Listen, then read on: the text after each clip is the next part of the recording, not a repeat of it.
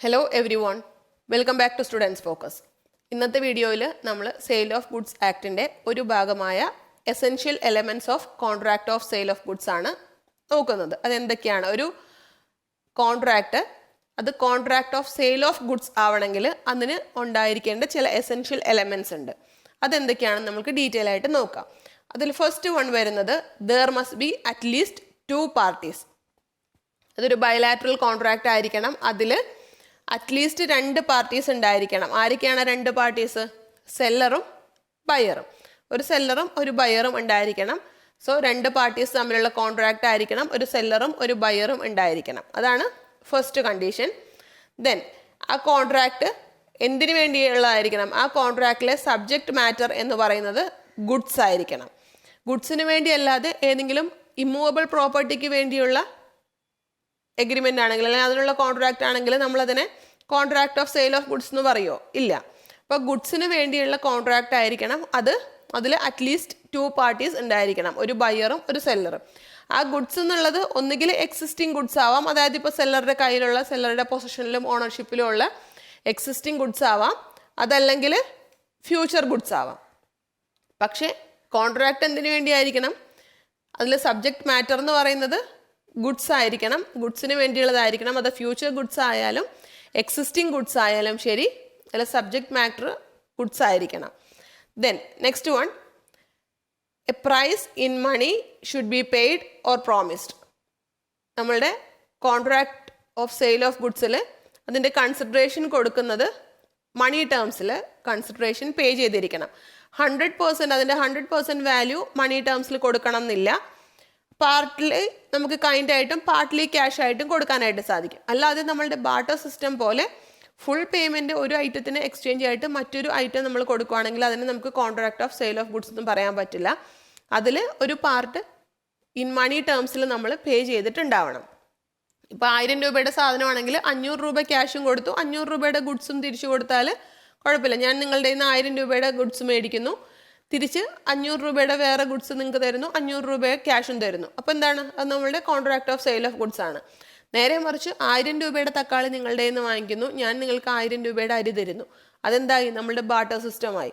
അപ്പോൾ അതിനെ നമ്മൾ contract of sale of goods എന്ന് പറയാനായിട്ട് സാധിക്കില്ല. സോ മണി കൺസിഡറേഷൻ എന്തായാലും ആ കോൺട്രാക്റ്റിൽ ഉണ്ടായിരിക്കണം. Partly money partly in kind ആവുന്നത് കൊണ്ട് അല്ലെങ്കിൽ മറ്റെന്തെങ്കിലും ഗുഡ്സ് ആവുന്നത് കൊണ്ട് കുഴപ്പമൊന്നുമില്ല. ഇനി ഫോർത്ത് വൺ വരുന്നത് a transfer of property in goods from seller to buyer ഉണ്ടായിരിക്കണം. കാരണം നമ്മൾ സെയിലിൻ്റെ കേസിൽ നമ്മൾ എന്താ ചെയ്യുന്നത്?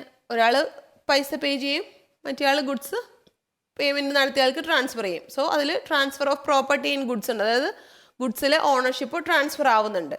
അപ്പോൾ ഒരു കോൺട്രാക്ട് നമ്മുടെ സെയിൽ ഓഫ് ഗുഡ്സിൽ വരണം, സെയിൽ ഓഫ് ഗുഡ്സ് ആക്ടിൻ്റെ എസെൻഷ്യൽ എലമെൻറ്റിലായിട്ട് വരണമെങ്കിൽ അല്ലെങ്കിൽ അങ്ങനെ ഒരു കോൺട്രാക്റ്റായിട്ട് നമ്മൾ ട്രീറ്റ് ചെയ്യണമെങ്കിൽ അതിൽ ആ ഗുഡ്സിൻ്റെ പ്രോപ്പർട്ടി അല്ലെങ്കിൽ ഓണർഷിപ്പ് സെല്ലറിൽ നിന്ന് ബയറിലേക്ക് ട്രാൻസ്ഫർ നടന്നിരിക്കണം, അല്ലെങ്കിൽ അങ്ങനെ ഒരു ട്രാൻസ്ഫർ ഉണ്ടായിരിക്കണം. Contract of sale may be absolute or conditional. അതായത് ഒന്നുകിൽ ഇമ്മീഡിയറ്റ് ട്രാൻസ്ഫർ ആയി, ഇപ്പം ഞാൻ നിങ്ങൾക്ക് പൈസ തരുന്നു, നിങ്ങൾ എനിക്ക് 10 കിലോ ഓറഞ്ച് തരുന്നു. എന്താണ്? നമ്മളുടെ അബ്സല്യൂട്ടായിട്ട് കോൺട്രാക്റ്റ് നടന്നു. നിങ്ങൾക്ക് ആവശ്യമുള്ള സാധനവും കിട്ടി, എനിക്ക് ആവശ്യമുള്ള ക്യാഷും കിട്ടി. ഇനി അതല്ലെങ്കിൽ എന്തായിരിക്കാം? കണ്ടീഷണൽ ആയിരിക്കാം. നമ്മൾ നേരത്തെ പറഞ്ഞ പോലെ അടുത്ത ആഴ്ച എൻ്റെ പറമ്പിൽ അല്ലെങ്കിൽ എൻ്റെ മരത്തിൽ ഓറഞ്ച് ഉണ്ടാവും, അപ്പോൾ ഞാൻ നിങ്ങൾക്ക് 25 kg ഓറഞ്ച് തരാം. അപ്പോൾ അടുത്ത ആഴ്ചയാവും, അടുത്ത ആഴ്ച ആകുമ്പോഴേ അത് പറിക്കാറാവുള്ളൂ, നന്നായിട്ട് പാകമാവുള്ളൂ. അപ്പോൾ അടുത്ത ആഴ്ച ഞാൻ നിങ്ങൾക്ക് തരാമെന്ന് പറയുന്നു. അതെന്താണ്? കണ്ടീഷണൽ ആണ്. അപ്പോൾ contract of sale may be absolute or conditional. ഒന്നുകിൽ അബ്സല്യൂട്ട് ആവാം, നിങ്ങൾ ക്യാഷ് തരുന്നു, ഞാൻ പറിച്ചു വെച്ച 25 kg ഓറഞ്ചസ് നിങ്ങൾക്ക് തരുന്നു. അതെന്താണ്? അബ്സല്യൂട്ട് ആണ്, അബ്സല്യൂട്ട് കോൺട്രാക്റ്റ് ആണ്. നേരെ മറിച്ച് ഞാൻ നിങ്ങൾക്ക് നെക്സ്റ്റ് വീക്കിൽ 25 kg ഓറഞ്ചസ് തരാമെന്ന് പറയുന്നു, 25 കിലോ ഓറഞ്ച് തരാമെന്ന് പറയുന്നു. അതെന്താണ്? കണ്ടീഷണൽ ആണ്. അപ്പോൾ അബ്സല്യൂട്ടും ആവാം, കണ്ടീഷണലും ആവാം. ഇനി നെക്സ്റ്റ് 6th വൺ വരുന്നത് നമ്മളുടെ സാധാരണ ഒരു കോൺട്രാക്റ്റ് വാലിഡ് ആവാൻ വേണ്ടി അതിന് എന്തൊക്കെ എസെൻഷ്യൽ എലമെൻറ്റ്സ് ആണോ ആവശ്യമുള്ളത് അതൊക്കെ കോൺട്രാക്ട് ഓഫ് സെയിലിലും ഉണ്ടായിരിക്കണം. അതായത് നിങ്ങൾക്ക് ഓർമ്മയുണ്ടല്ലോ, ഫ്രീ കൺസെൻറ്റ് അല്ലെങ്കിൽ കോമ്പിറ്റൻസി ഓഫ് പാർട്ടീസ്, പിന്നെ ലീഗാലിറ്റി ഓഫ് ഒബ്ജക്റ്റ്, കൺസിഡറേഷൻ, അതെല്ലാം. അങ്ങനെ നമ്മുടെ സാധാരണ ഒരു കോൺട്രാക്റ്റ് വാലിഡ് ആവാൻ ആവശ്യമായ എല്ലാ എസെൻഷ്യൽ എലമെൻറ്റ്സും കോൺട്രാക്ട് ഓഫ് സെയിലിലും ഉണ്ടായിരിക്കണം. അപ്പോൾ കോൺട്രാക്ട് ഓഫ് സെയിലിൽ സാധാരണ കോൺട്രാക്ട് വാലിഡ് ആവാൻ എസെൻഷ്യലായ എലമെൻറ്റ്സ് കൂടാതെ നമ്മൾ മുകളിൽ പറഞ്ഞ കാര്യങ്ങളും കൂടെ ഉണ്ടായിരിക്കണം. എന്തൊക്കെയായിരുന്നു അതിൽ നമ്മൾ പറഞ്ഞില്ലേ കുറച്ച് പോയിന്റ്സ്. ഗുഡ്സ് ആയിരിക്കണം മെയിൻ സബ്ജക്റ്റ് മാറ്റർ, പിന്നെ ഒരു ഓണർഷിപ്പ് ട്രാൻസ്ഫർ ഉണ്ടായിരിക്കണം, ഗുഡ്സിലുള്ള ഓണർഷിപ്പ് അല്ലെങ്കിൽ പ്രോപ്പർട്ടി ട്രാൻസ്ഫർ ഉണ്ടായിരിക്കണം. സോ അങ്ങനെയുള്ള കണ്ടീഷൻസ് എല്ലാം കൂടി സാറ്റിസ്ഫൈ ആവുകയാണെങ്കിൽ നമ്മളതിനെ എന്ത് പറയും? കോൺട്രാക്ട് ഓഫ് സെയിൽ എന്ന് പറയും. അല്ലെങ്കിൽ അതൊരു കോൺട്രാക്ട് മാത്രമാവുന്നുണ്ട്, പക്ഷേ contract of sale of goods ആണെന്ന് പറയാൻ പറ്റില്ല, അങ്ങനെ ആവില്ല. Contract of sale of goods ആവണമെങ്കിൽ അതിന് പറഞ്ഞിരിക്കുന്ന എസെൻഷ്യൽ എലമെൻറ്റ്സ് എല്ലാം നമ്മൾ പാലിച്ചിരിക്കണം, അല്ലെങ്കിൽ അതെല്ലാം കറക്റ്റ് ആയിരിക്കണം. സോ ഇന്നത്തെ വീഡിയോയിൽ ഇത് മാത്രമേ ഉള്ളൂ, ഒരു ചെറിയ ടോപ്പിക്കാണ്. നെക്സ്റ്റ് വീഡിയോയിൽ നമുക്ക് അടുത്ത ടോപ്പിക്കുമായിട്ട് വീണ്ടും കാണാം. So thanks for watching the video and all the very best to U.